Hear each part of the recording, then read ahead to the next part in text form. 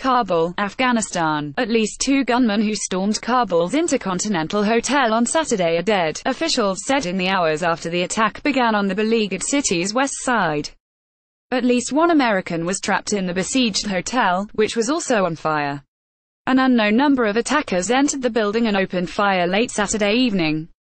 Some witnesses have said there were as many as 4 attackers who abducted several people inside the building, wounding and killing some others.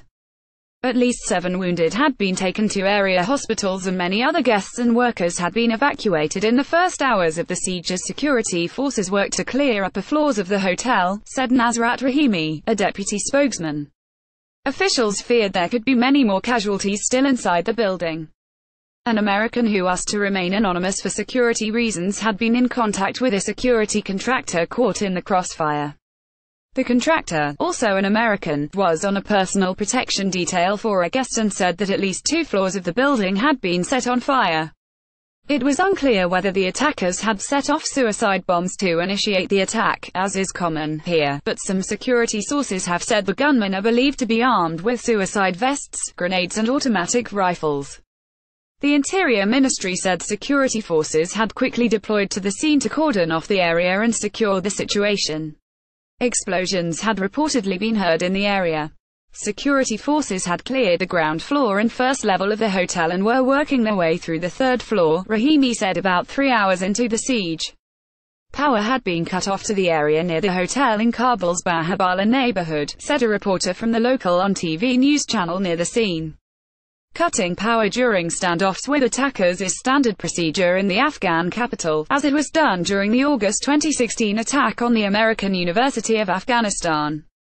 In that attack, gunmen had used a suicide car bomb to ram the gates of a neighboring school for the blind and breach a low, weak side wall into the university's fortified compound.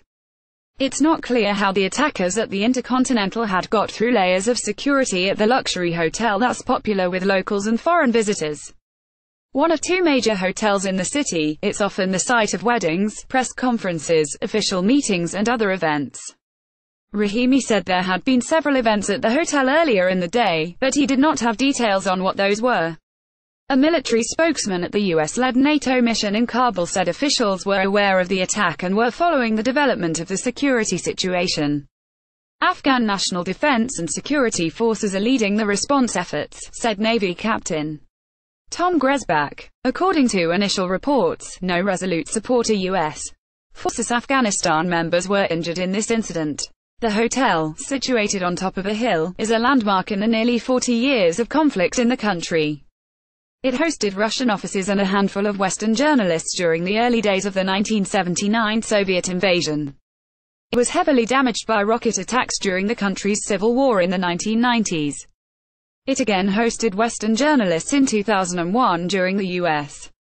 invasion seeking to oust the Taliban and to kill or capture Osama bin Laden and al-Qaeda terrorists linked to the 9/11 attacks that targeted New York City and Washington, D.C.